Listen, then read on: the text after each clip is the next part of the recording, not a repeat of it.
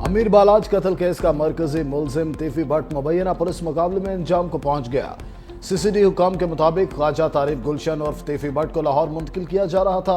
रहीम यार खान में कोट सब्जल के मुकाम पर दो गाड़ियों में सवार मुलजिमों ने पुलिस पार्टी पर फायरिंग कर दी। मुलजिम तीफी भट्ट को छुड़ाकर साथ ले गए। हमले में एक कांस्टेबल भी जख्मी हुआ। ताकुब करने पर हमलावर तीफी भट्ट को जख्मी हालत में छोड़कर फरार हो गए।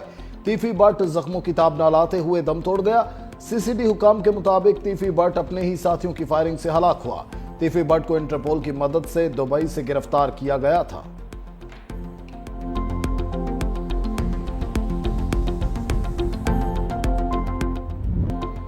मजहबी जमात के एहतजाज पर लाहौर में दूसरे रोज भी हालात कशीदा। स्कूलों कॉलेजेस में छुट्टी कर दी गई। शहर से बाहर जाने वाली सड़कें बदस्तूर बंद। शाहदरा और सगिया में रावी पुल पर कंटेनर्स मौजूद। अहम सड़कों को भी कंटेनर्स और रुकावटें लगाकर ट्रैफिक के लिए बंद रखा गया। रास्तों की बंदिश से शहरियों को शदीद मुश्किलात का सामना। लाहौर से इस्लामाबाद जाने और आने वाली मोटरवेज पर भी हर किस्म की ट्रैफिक का दाखिला बंद।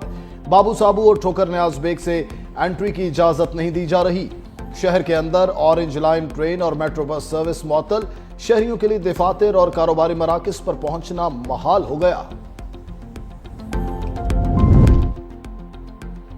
मजहबी जमात की फैजाबाद में धरने की कॉल पर जुड़वा शहरों में सिक्योरिटी इंतहाई सख्त। इस्लामाबाद और रावलपिंडी को मिलाने वाले तमाम रास्ते दूसरे रोज भी बंद। मरकजी शाहराहों पर कंटेनर्स की मौजूदगी के बायस जुड़वा शहरों के दरमियान आमदोरफ्त मुअत्तल होकर रह गई।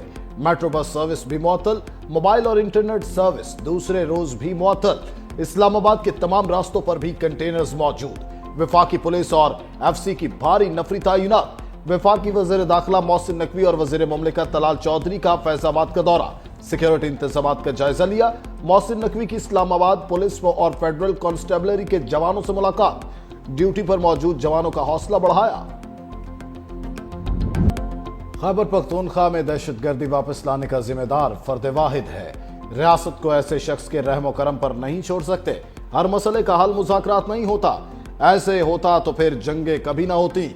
DGISPR लेफ्टिनेंट जनरल अहमद शरीफ चौधरी की पेशावर में प्रेस कॉन्फ्रेंस। कहा केपी में दहशतगर्दी को सियासी पुष्ट पनाही हासिल है। ऐसी सूबाई हुकूमत मंजूर नहीं जो ऑपरेशन में रुकावट बने। दहशतगर्दों के सहूलतकारों के लिए 3 ऑप्शंस हैं। दहशतगर्द हमारे हवाले करो या हमारे साथ मिलकर उनके खिलाफ लड़ो या फिर एक्शन के लिए तैयार हो जाओ। फौज को घटिया बयानबाजी और गुमराह कुन प्रोपेगेंडे से दूर रखें। हम रियासत नहीं, रियासत का महज इदारा है। हम फैसले नहीं करते, फैसले सियासी हुकूमत और रियासत करती है। सवाल उठाया केपी की अदालतों से दहशतगर्दों को सजाएं क्यों नहीं मिली।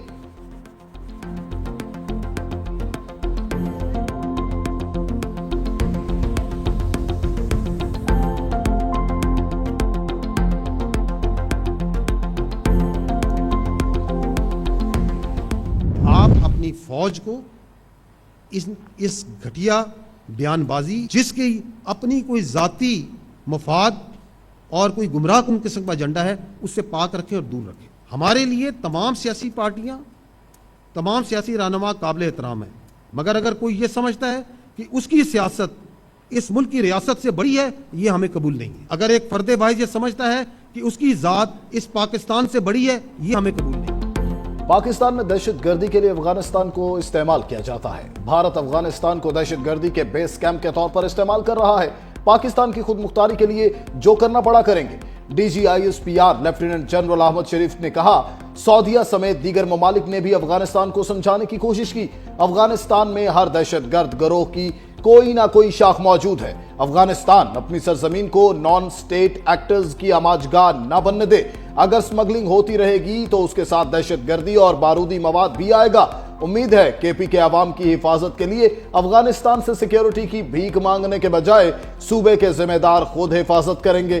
तर्जुमान पाक फौज ने जनरल फैज के कोर्ट मार्शल में ताखीर पर एतराज मुस्तरद कर दिया।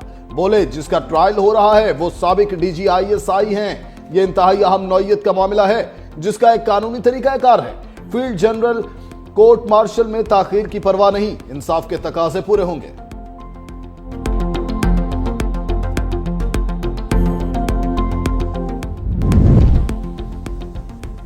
खून का हिसाब लेने के लिए अफगानिस्तान में दाखिल होना हमारा हक है। हमारी मिट्टी के तकद्दुस को पामाल ना होने दें। ہم بھی آپ کی زمین پر آنچ نہیں آنے دیں گے۔ وزیر دفاع خواجہ آصف کی افغان عبوری حکومت کو وارننگ۔ ایکس پر بیان میں لکھا، افغان حکومت کے ساتھ برسوں پہ محیط مذاکرات اور وفود کے قابل آنے جانے کے باوجود پاکستان میں خونریزی بند نہیں ہوئی۔ روزانہ فوجی جوانوں کے جنازے اٹھ رہے ہیں۔ 60 لاکھ افغان مہاجرین کی مہمان نوازی کی قیمت ہم اپنے خون سے ادا کر رہے ہیں۔ وقت آ گیا ہے افغان مہمان اپنے گھروں کو جائیں اور محسن کشی بند کریں۔ کابل اب تک کوئی ضمانت نہیں دے سکا کہ بھارت نواز فتنہ الخارج افغان سرزمین کو ہمارے خلاف استعمال نہیں کرے گا۔ افغان سرزمین پاکستان کے خلاف استعمال نہ ہونے دی جائے۔ پاکستان افغانستان کی خود مختاری اور خارجہ پالیسی کے حق کا احترام کرتا ہے۔ ترجمان دفتر خارجہ شفقت علی خان کی ہفتہ وار بریفنگ۔ کہا، پاکستان اپنے شہریوں کے تحفظ کے لیے سرحدی علاقوں میں دہشت گردوں کے خلاف کارروائیاں کرتا ہے۔ ٹی ٹی پی جیسے گروہ خطے کے امن و استحکام کے لیے مشترکہ خطرہ ہیں۔ پاکستان اور افغانستان کے مفادات دہشت گردی کے خاتمے اور علاقائی استحکام میں مضمر ہیں۔ پاکستان سمجھتا ہے کہ افغانستان کو اپنی خود مختاری اور سلامتی بحال کرنی چاہیے۔ پاکستان کسی بلاک کی سیاست کا حصہ نہیں بننا چاہتا۔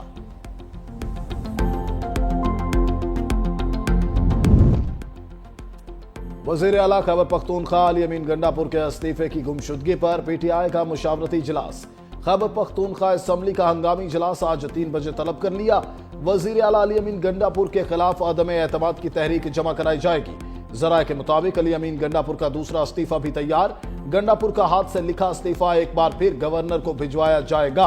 اجلاس میں پی ٹی آئی قیادت اور ارکان اسمبلی کا نامزد وزیر اعلیٰ سہیل آفریدی پر اعتماد کا اظہار۔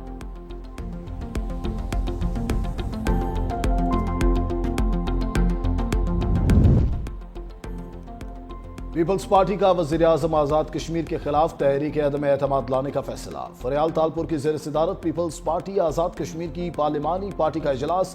پیپلز پارٹی دیگر جماعتوں کے ارکان سے مل کر وزارت عظمیٰ کے لیے اپنا امیدوار لائے گی۔ سردار یعقوب امیدوار متوقع۔ حتمی فیصلہ نون لیگ پیپلز پارٹی قیادت مل کر کرے گی۔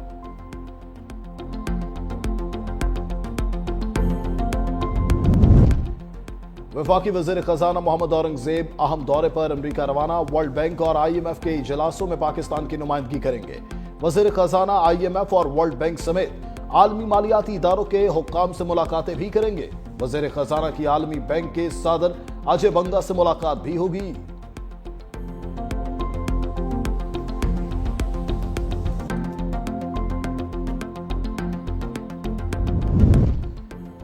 غزہ جنگ بندی معاہدے کے بعد فلسطینیوں نے بچا کچا سامان اٹھا کر تباہ حال گھروں کا رخ کیا۔ ہزاروں کی تعداد میں فلسطینی شہری اپنے تباہ حال گھروں کو لوٹنے لگے۔